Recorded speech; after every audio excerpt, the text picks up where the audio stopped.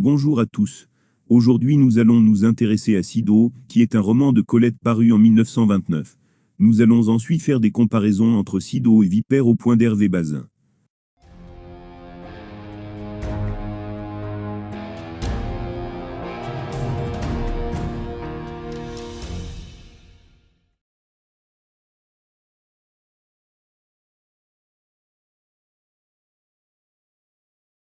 Sido reprochait à sa fille Colette d'être fière d'habiter Paris.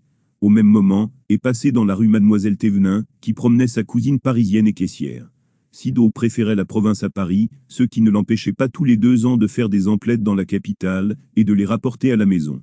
Elle avait parfois le teint rougeau, notamment lorsqu'elle est revenue d'une visite à laquelle avaient assisté 2 jeunes gens fraîchement mariés. Lorsque Colette lui a demandé le droit de porter des chaussettes l'été, la mère a deviné que Colette voulait copier une fillette parisienne, qui venait passer ses vacances à la campagne. Sido a refusé l'offre de sa fille. Bien qu'elle nettoyait quelquefois à fond sa maison, la vraie place de Sido était dans le jardin. Dans le quartier natal de Colette, peu de maisons étaient dépourvues de jardin. La maison de Colette possédait 2 jardins, celui d'en haut et celui d'en bas. Bien que le jardin était à l'abri des yeux des voisins, Colette pouvait entendre ce que faisaient les voisins. Peut-être que le calme de la famille Colette a déteint sur les familles voisines, qui étaient elles aussi calmes. La mère avait le pouvoir de prédire le temps, et envoyait sa fille fermer portes et fenêtres avant l'arrivée de la tempête. Sido aimait avoir dans son jardin des fleurs rouges ou roses.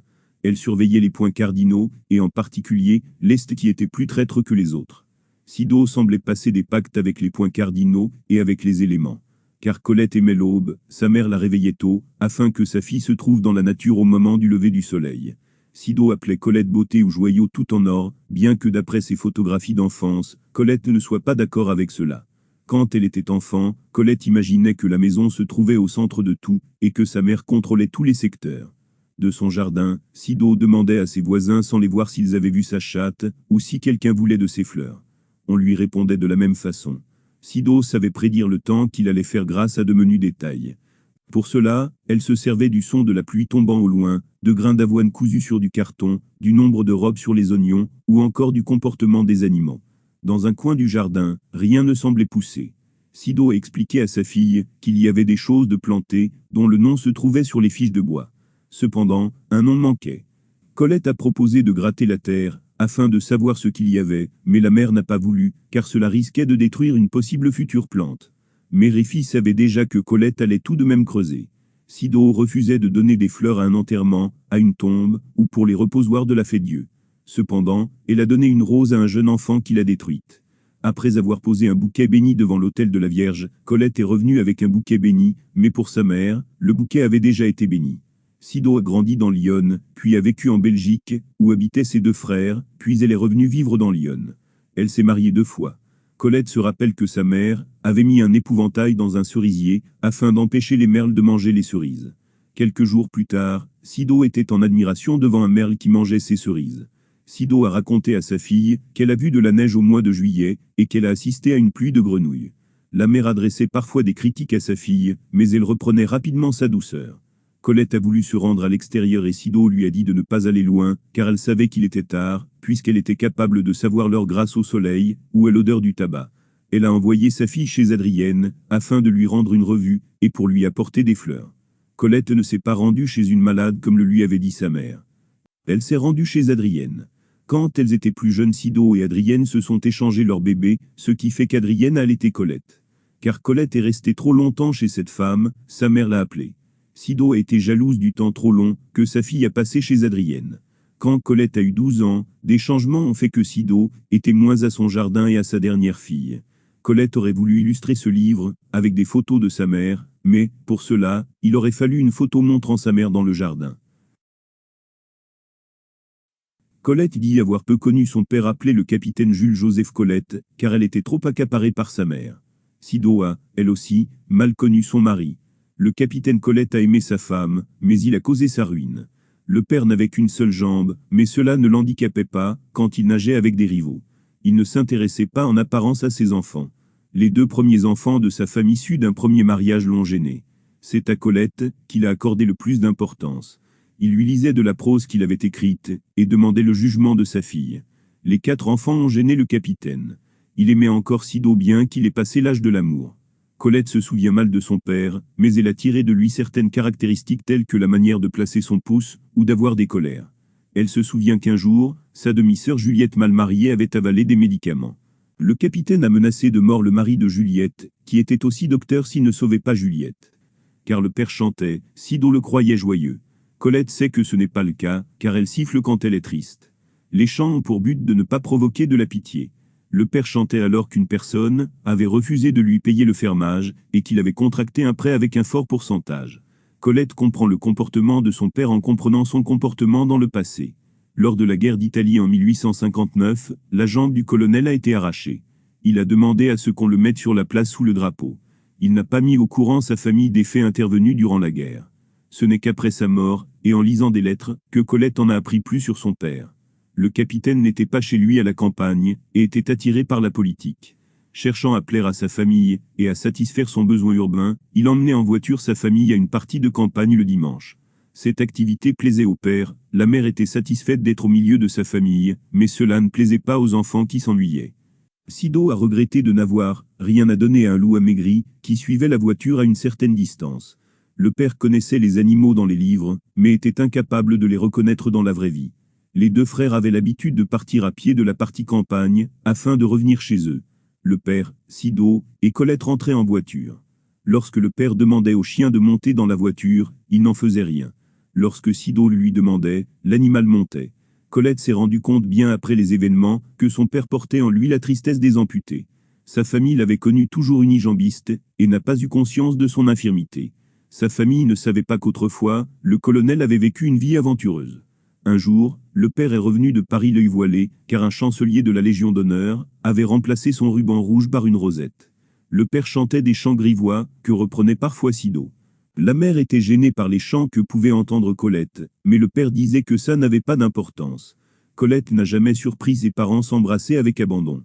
Quelquefois le père retenait Sido, qui devait payer son droit de passage en lui donnant un baiser. Sido était gêné par ses preuves d'amour devant les enfants. Un jour, Colette a vu son père embrasser la main de sa mère.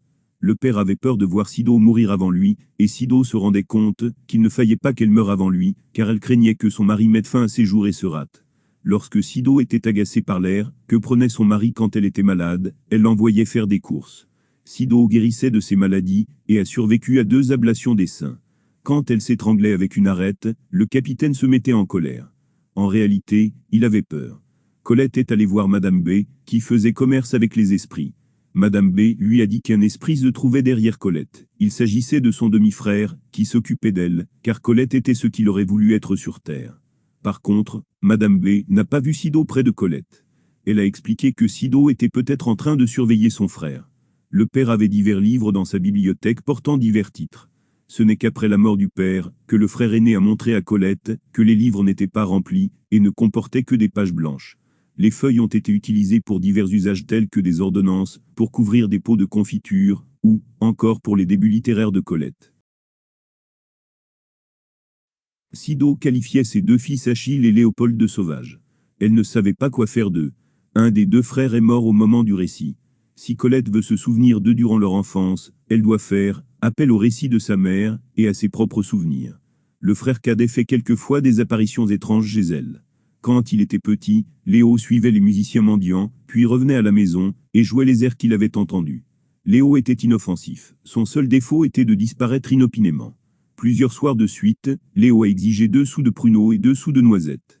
Sido a fini par les lui donner, mais Léo ne les aimait pas et voulait juste les demander. Sido est consciente d'avoir donné naissance à des enfants exceptionnels. Sido est un parent ordinaire, mais contrairement aux parents ordinaires, elle ne pousse pas ses enfants vers des destinées meilleures et les laisse vivre leur penchant. Elle a prédit qu'Achille sera médecin, que Léo sera musicien, mais elle n'a pas su prévoir la destinée de sa première fille Juliette. Sido n'a pas accepté que Léo s'échappe de la musique. Colette qualifie Léo de sylphide, il est détaché de tout saut de son passé. Il vit une vie d'enfant, alors qu'il a 63 ans. Un soir, Léo a rendu visite à Colette. Il a dit qu'il revenait de Saint-Sauveur. Il s'attendait à ce que les choses soient restées comme durant son enfance. Il n'a pas apprécié les changements, même dans les menus détails. Les 2 frères jouaient à un jeu. S'ils rencontraient le mot mignonne dans un livre, ils devaient verser chaque fois 2 sous dans une cagnotte. S'ils ne le rencontraient pas ce mot, le lecteur avait le droit à 10 sous. Les deux frères prenaient le soleil sur le toit. Léo s'est moqué d'une fille rousse, qui passait à ce moment-là, alors que l'aîné trouvait cette fille à son goût. S'en est suivi une bagarre rapidement finie. À l'adolescence, Léo et Achille ont eu besoin d'une victime. Pour cela, ils ont choisi Mathieu. Alors que Mathieu avait apporté une partition à 4 mains aux deux frères, on ne l'a pas autorisé à la jouer. Une autre fois, les deux frères se sont cachés dans une forêt, après avoir entendu le bruit du tricycle de Mathieu. Colette connaît cette histoire, car elle a entendu ses frères la raconter. Le cadet a pensé à tuer sa victime. Un des frères a chanté une chanson et Colette l'a retranscrite pour le lecteur. Juliette allait bientôt se marier. Sido savait que ce mariage était une erreur, mais elle n'a rien fait pour l'empêcher. Les deux frères ne voulaient pas participer au mariage, mais plus tard ils ont consenti à y jouer de la musique. Il est évident que Juliette n'était pas heureuse de se marier. Quand les deux frères n'ont plus eu à jouer de la musique, l'aîné est revenu à la maison et a cassé un carreau pour entrer à l'intérieur. Sido l'a retrouvé endormi. La mère le prenait pour un enfant sage, alors que Colette savait quelle était sa vraie nature. Vipère au point a tout d'abord été présenté par Bazin comme une autobiographie. Cependant, plus tard, il a modéré ses propos en disant que c'était un roman. Puisque les faits sont grandement inspirés du passé de l'auteur, nous pouvons qualifier l'œuvre de roman largement autobiographique. Sido est présenté comme étant un roman autobiographique. Les deux romans sont écrits par deux personnes devenues adultes au moment de la parution de leurs œuvres. Colette a 56 ans, Bazin a 37 ans. Il s'agit du premier roman de Bazin. Colette a écrit de nombreux autres romans avant d'écrire Sido. Tous deux décrivent leur enfance en province. Le roman de Colette est divisé en 3 parties. La première partie est focalisée sur sa mère surnommée Sido, la seconde sur son père, le capitaine Colette, et la troisième sur son frère et son demi-frère. Le roman de Bazin est divisé en 25 chapitres. Aucun n'est centré sur un personnage en particulier. Ils sont placés dans l'ordre chronologique et vont de l'étranglement de la vipère jusqu'à la décision de la mise au collège de Brasbouillon. Dans Vipère au point, la maison est un faux château qui se situe à Soldo, ville qui n'existe pas. La demeure se situe près d'Angers. La propriété est constituée du faux château, d'un parc et de différentes fermes. La demeure n'était à l'origine qu'une boulangerie, mais la demeure a été agrandie au fil du temps. La propriété a été transmise au réseau de génération en génération depuis 200 ans. Le parc comporte de nombreux arbres sur lesquels les enfants ont gravé les lettres V, F. Le parc est souvent ratissé et gratté par les enfants, ce qui signifie qu'il ne doit pas y avoir de fleurs. Lorsque les enfants ne sont plus obligés par la mère de gratter la terre du parc, les pissenlits sont de retour. La maison ne semble pas posséder de fleurs.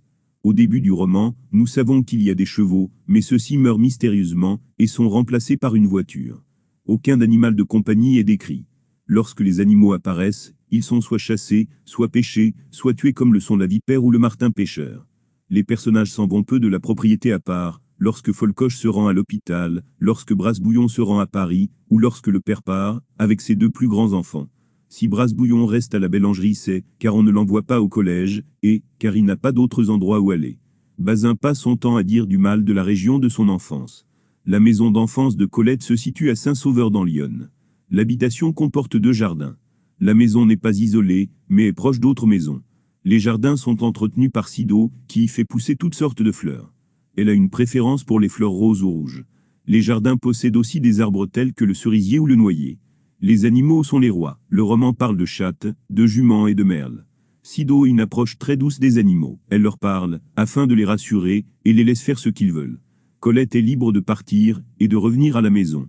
Cependant, comme elle le dit, l'illusion et la foi lui reviennent une fois qu'elle est de retour chez elle. Si Colette reste à la maison, c'est car elle s'y sent bien. Adulte, elle continue d'admirer la région de son enfance. Dans Vipère au point, Bazin nous raconte son enfance entre un peu avant ses 8 ans et ses 15 ans. L'auteur ne reste que sur son passé et ne fait pas de lien avec le présent. Dans le roman, le personnage principal ne s'appelle pas Hervé Bazin, mais Jean Réseau. Le garçon n'est pas appelé par son prénom, mais par le surnom Brasbouillon. Brasbouillon vouvoie ses parents, tandis que ses parents le tutoient. Brasbouillon n'a pas toujours vécu avec ses parents. Il a passé ses premières années de vie avec sa grand-mère et vivait avec son grand frère. On ne sait pas pourquoi Brasbouillon n'a pas été élevé par sa mère. Brasbouillon devine des sévices graves. Ce n'est qu'à l'âge de 8 ans qu'il vit avec son père, sa mère et son petit frère. Brasbouillon a tout d'abord les cheveux qui poussent librement. Puis avec l'arrivée de sa mère, les cheveux sont tondus. Les cheveux peuvent de nouveau pousser librement lorsque Folcoche est à l'hôpital. Au début de l'histoire, Brasse-Bouillon se dirige vers la maison, afin de manger de la confiture de Mirabelle. Après l'arrivée de sa mère, Brasse-Bouillon mangera de la soupe au petit déjeuner, il mangera des haricots rouges lors des repas. Les plats seront trop salés.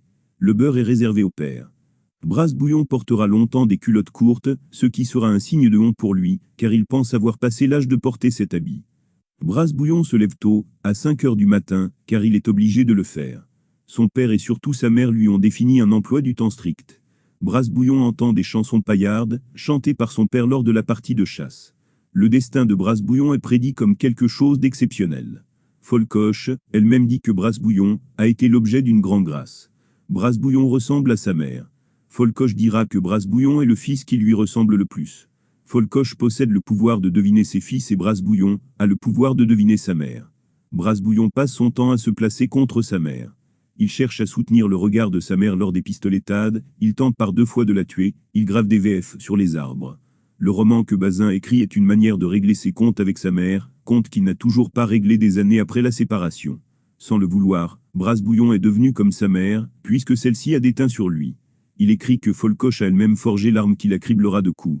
De plus, pour Brasse-Bouillon aimer, revient à abdiquer à ir à s'affirmer. Dans Sido, Colette nous parle de son enfance d'un âge indéterminé jusqu'à environ ses 12 ans, âge à partir duquel sa mère s'occupera moins de son jardin et de sa dernière fille. L'auteur nous parle de son passé, mais fait aussi quelquefois des sauts dans le passé moins lointain, ou avec le présent. Dans l'œuvre, Colette n'est pas appelée par son prénom, mais est surnommée Beauté ou Joyau tout en or par sa mère ou enfant de Cosaque par ses frères. Sido utilise souvent le pronom « tu » pour s'adresser à sa fille. Colette a grandi dans le même contexte familial. Sa mère a toujours été sa mère et son père a toujours été son père. Ce n'est pas le cas d'Achille et de Juliette, qui avaient un autre père avant l'arrivée du capitaine. Colette porte des rubans dans les cheveux. Sa mère va même jusqu'à lui conseiller telle couleur de ruban selon le teint de la jeune fille. Colette porte des nattes et a les cheveux blonds. Lorsque Colette est de sortie tôt le matin, ses cheveux n'ont pas encore été lissés. À son retour de l'école, Colette mange des tartines de beurre et de la gelée de framboise. À un moment, Colette veut porter des chaussettes l'été, mais sa mère devine que sa fille souhaite copier une petite parisienne et refuse la demande de sa fille. Le refus du vêtement n'a pas la même connotation que dans Vipère au point. Ici, Sido refuse, car sa fille veut faire la grande. Dans Vipère au point, Brasse-Bouillon porte des culottes courtes, car sa mère veut garder ses filles en bas âge. Colette se lève tôt, puisque sa mère la réveille. Dans ce roman, cela n'a pas un rôle de punition ou de coercition, mais de récompense. La mère réveille sa fille, parce qu'elle sait que Colette aime se trouver dans la nature au moment de l'aube. Colette entend des chansons paillardes de la bouche de son père. Elle entend sa mère rechanter ces mêmes chansons. Elle entend également un de ses frères chanter une chanson, après que Léo et Achille aient fait leur mauvais coup auprès de Mathieu. Le destin de Colette n'est jamais mentionné. La mère dit que le destin d'Achille se situe dans la médecine, que celui de Léo se situe dans la musique. Par contre, elle ne sait pas quel sera celui de Juliette. Elle ne cherche même pas à deviner la destinée de sa dernière fille. Sido a déteint sur sa fille. Quand elle sera adulte, Colette cherchera le temps qu'il fera grâce à des signes extérieurs. Lorsque Sido interdit à sa fille de creuser dans la terre, Sido sait que sa fille le fera, car elles se ressemblent. Colette ne se place pas contre sa mère, mais est toujours en accord avec elle. Le roman est une manière de retranscrire des souvenirs, qui, de reste, est souvent difficile à se remémorer à cause de la distance temporelle. Bazin mentionne sa mère dans le titre de son roman. Il n'utilise ni son nom, ni son surnom. Il utilise la comparaison avec la vipère tuée au début du roman. Il transforme sa mère en animal nocif, mais au final, facilement contrôlable. Bazin parlera de la vipère dès le premier chapitre. La mère se trouve dans le titre, mais elle est aussi prépondérante dans le roman. Même si Brasse-Bouillon parle de ses relations avec son père, ou avec ses 2 frères, il garde une place primordiale à la mère. La présence de Folcoche occulte les autres personnages. Folcoche semble surpuissante. Elle devine les intentions de ses enfants, comme si elle pouvait lire dans le futur, ou lire dans les pensées de ses enfants. Il est surprenant qu'elle guérisse toujours de ses maladies, qu'elle survive à des opérations délicates, et qu'elle survive à 2 tentatives d'assassinat. Folcoche donne une éducation violente à ses enfants. Elle utilise les coups, l'humiliation, les coups de fourchette, et elle fait fouetter ses enfants par l'abbé du moment. Elle donne une éducation religieuse à ses enfants. Un abbé vient à la maison et instruit les enfants. Folcoche fera en sorte, un temps, que les confessions deviennent publiques, bien que cela ne soit pas dans un but religieux. La propriété possède une chapelle. Folcoche fait une préférence envers son dernier fils Marcel. Bien qu'elle le maltraite aussi, elle lui accorde des avantages que les 2 autres frères n'ont pas. Les avantages reçus peuvent provenir de sa préférence envers son dernier fils, mais aussi du fait que Marcel lui ait donné des informations sur ses frères ou du fait que Folcoche veuille diviser le clan des 3 frères ou du fait que Folcoche tente d'attirer Marcel vers elle. Brasse-Bouillon fait une fixation sur les yeux de sa mère. Lors des pistotétades, il force à sa mère à le regarder dans les yeux. Pour cela, il utilise son regard. Brasse-Bouillon parvient à regarder plus longtemps sa mère dans les yeux que la mère peut le faire. Lorsque sa mère dort, Brasse-Bouillon dit que ses yeux sont éteints. Lors du chapitre 1, Brasse-Bouillon nous décrit les yeux de vipère comme étant de topaze. Folcoche n'embrasse jamais personne. Il n'embrasse pas ses enfants. Pour leur dire au revoir, elle fait le signe de croix avec l'ongle. Elle n'embrasse jamais son mari. Folcoche possède l'art du dénigrement. Par exemple, lorsque le père Perrault lui présente un renard que Jacques a tué, elle dit que l'animal n'est pas gros, et ceci dans le but de minimiser l'événement. Elle dénigre Fine en ne la payant que 50 francs par mois. Folcoche se dispute rarement avec son mari. Les seuls moments durant lesquels le père a été pris de colère correspondent au moment lors duquel Folcoche a interdit à Brasse-Bouillon de retourner à la chasse la prochaine fois et au moment lors desquels Folcoche a piqué les mains de Brasse-Bouillon et de Freddy avec sa fourchette. Folcoche se dispute rarement avec son mari, puisque Jacques est d'accord avec quasiment tous ses choix. Folcoche est quelqu'un de sévère, mais étrangement elle se met très rarement en colère, ce qui fait d'elle une bonne meneuse. Brasse-Bouillon utilise le mot mère pour appeler sa mère. Il dit qu'il est bien son fils, mais qu'il n'est pas son enfant. Colette utilise le surnom de sa mère dans le titre de son roman. Elle n'utilise pas le prénom complet de sa mère, qu'elle n'utilise d'ailleurs pas dans son roman. Colette parlera de Sido dès la première partie, qui est dédiée à sa mère. La présence de Sido écrase les autres personnages. Dans son roman, Sido parle d'abord de sa mère, place son père en seconde position, et ses frères en troisième. L'auteur elle-même remarque qu'elle était trop accaparée par sa mère, ce qui l'a conduit à mal connaître son père. Ce cas est également présent chez le père, puisqu'il met sur un piédestal Sido, et s'occupe peu en apparence de ses enfants ou beaux-enfants. Sido semble surpuissante avec la météorologie. Elle paraît contrôler et prédire les éléments et les points cardinaux. Du moins, c'est comme cela que Colette la voyait quand elle était enfant. Sido possède aussi un don pour faire pousser les plantes et pour les guérir. Elle survit à différentes maladies et à 2 cancers du sein. Sido n'utilise pas la violence. Un simple mot ou un simple froncement de sourcils suffit à remettre Colette dans le droit chemin. Sido laisse ses enfants libres de leur penchant, mais elle n'apprécie pas que les enfants n'utilisent pas leurs dons. Elle en voudra à Léo de ne pas avoir fait carrière dans la musique, car Léo était naturellement doué pour cet art. Sido laisse les enfants libres d'avoir une éducation religieuse. Cependant, Sido est athée. Elle ne souhaite pas donner de fleurs lors des enterrements, sur les tombes, ou pour les reposoirs de la fête Dieu. Elle pense que le bouquet était sacré avant même d'être déposé devant l'autel de la Sainte Vierge. Sido fait une préférence envers son dernier enfant. Sa dernière enfant est Colette, mais il a été un temps Léo. La plus grande de filles, Juliette, apparaît comme à part de la famille. Bien que Sido sache que sa fille fasse un mauvais mariage, elle ne l'empêche pas de se marier. Colette passe aussi du temps à analyser les yeux de sa mère. Les yeux sont révélateurs de son humeur. Les sourcils de Sido informent l'autre personne de son humeur.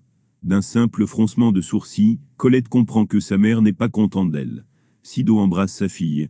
Par contre, elle est gênée lorsque son mari l'embrasse ou la force à l'embrasser quand elle est devant ses enfants. Sido ne se dispute jamais avec son mari. Colette pense même que le calme de famille a provoqué le calme dans les familles voisines. Sido est incapable de dénigrer qui que ce soit. Colette remarque qu'il manque ce trait à sa mère, afin d'être une parfaite provinciale. Par contre, Sido possède le don de la critique. Ainsi elle critique la fierté qu'a Colette d'habiter Paris, une caissière parisienne qui passe dans la rue et la venue de 2 jeunes mariés à une réunion. Dans Vipère au point, le père a peu de place. Il n'est pas le mari de Folcoche, il n'est pas le père de ses enfants. Il se contente d'une place à part. Il est le plus souvent dans son grenier, et ne s'intéresse qu'à ses mouches. Il n'a pas voix au chapitre de l'éducation de ses enfants. La mère essaie d'avoir l'approbation de son mari pour certaines choses, mais on se demande bien pourquoi, car cela ne sert à rien. Le père sera quasiment toujours d'accord avec sa femme et même s'il résiste, il ne le fera pas longtemps.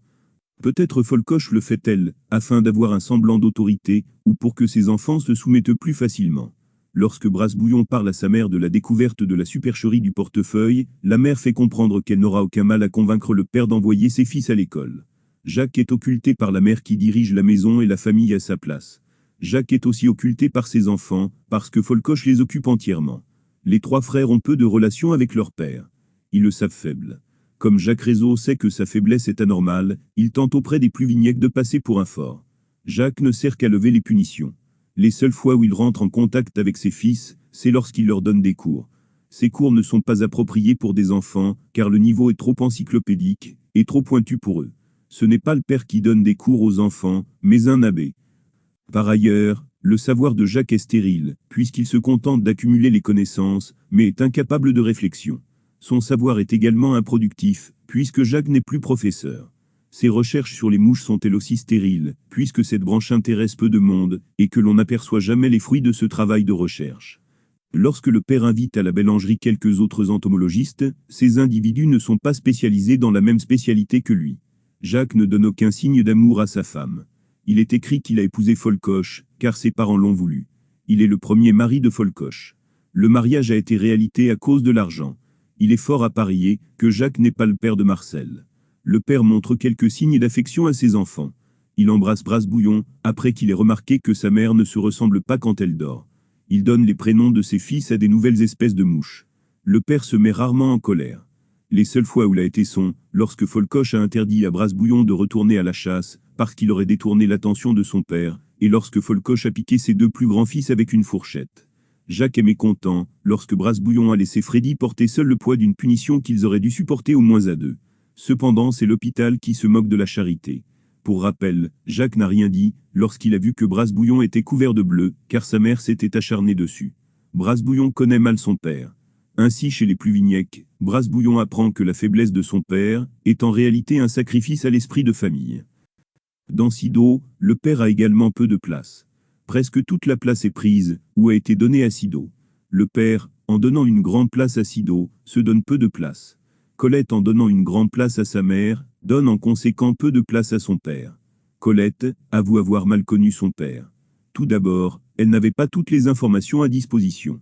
Ce n'est qu'après la mort de son père, qu'un de ses frères lui a fait découvrir que les livres n'étaient pas pleins de l'écriture de son père, mais étaient vides. Puisque le père se taisait sur sa précédente vie, et sur son passé militaire, Colette n'a pu apprendre des éléments sur la vie du capitaine que par d'autres canaux. Colette voyait son père, avec des yeux d'enfant, ce qui explique pourquoi même en ayant les éléments sous les yeux, elle ne le comprenait pas toujours. Colette écrit que les 4 enfants ont gêné le père. Cependant, le père embrassait peu Colette, ce qui signifie qu'il l'embrassait quand même. Il la faisait aussi sauter au plafond. Le père, en menaçant de mort le docteur Rocher, qui est le mari de Juliette, prend la défense de sa belle-fille, même s'il a peu de lien avec elle. S'il emmène sa famille à des parties de campagne, c'est peut-être pour faire plaisir à sa famille. Le capitaine est le second mari de Sidonie. Le fait que sa femme ait appartenu à un autre homme ne plaît pas au capitaine. Cela se voit par la réaction qu'a eu le père durant une partie de campagne, lorsque Sido a parlé de son premier mari. Contrairement à Jacques Rézeau, le colonel Colette donne des preuves d'amour à sa femme. Il l'embrasse sur la main et demande à ce que Sido l'embrasse. Le capitaine aime sa femme. Il l'aime même après l'âge de l'amour. Il l'aime même au-delà d'elle-même. Il manifeste parfois son amour par de la colère qui en réalité cache de la peur. Il cache aussi sa tristesse par des chansons. Le capitaine est un homme instruit. Nous savons qu'il a fait l'école de Saint-Cyr. Colette écrit qu'il était un homme instruit. Cependant, il n'a pas cherché à transmettre son savoir aux enfants. Il est plus urbain que campagnard. Il ne connaît les animaux que dans les livres, et ne sait pas se faire obéir d'eux. Le père a toutefois déteint sur sa fille.